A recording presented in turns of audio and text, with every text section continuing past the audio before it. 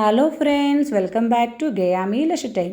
നമ്മളിന്ന് പൈനാപ്പിൾ ഉപയോഗിച്ച് ഒരു കിഡിലൻ ഹൽവയാണ് ഉണ്ടാക്കുന്നത്. എങ്ങനെ ഉണ്ടാക്കുന്നത് നോക്കിയാലോ. ഒരു പൈനാപ്പിൾ അതിൻ്റെ സ്കിന്നൊക്കെ റിമൂവ് ചെയ്തതുപോലെ ചെറിയ കഷ്ണങ്ങളാക്കി മിക്സിയുടെ ജാറിലേക്ക് ഇട്ട് കൊടുക്കുക.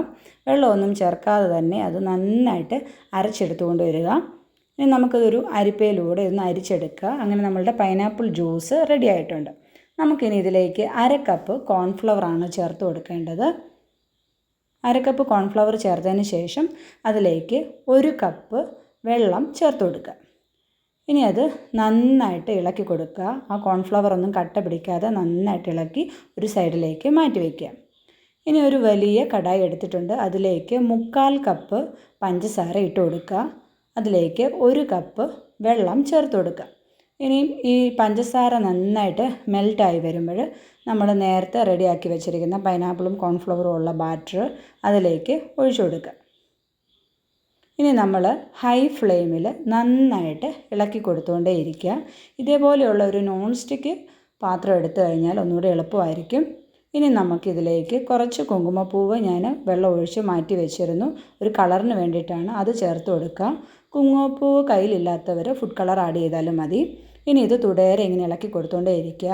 കോൺഫ്ലവർ ഒന്ന് കട്ടിയായി വരുമ്പോൾ നമുക്ക് ഗ്യാസ് ഒന്ന് മീഡിയം തീയിലേക്ക് മാറ്റുക. ഇനി ഇതിലേക്ക് 1 ടേബിൾ സ്പൂൺ നെയ്യ് ഒഴിച്ചിട്ടുണ്ട്.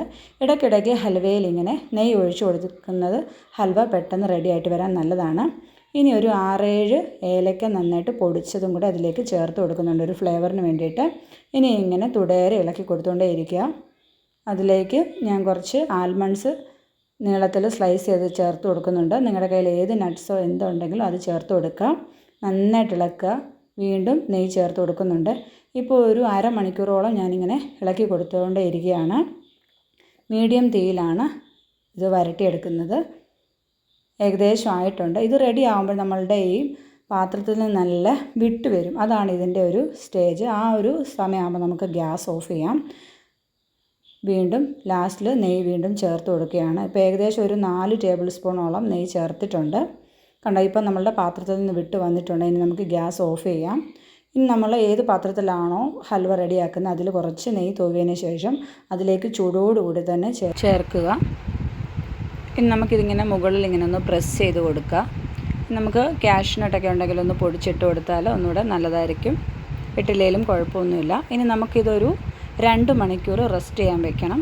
2 മണിക്കൂറിന് ശേഷം ഇതേപോലെ നമുക്കൊരു പ്ലേറ്റിലിട്ട് കട്ട് ചെയ്ത് സെർവ് ചെയ്യാവുന്നതാണ്.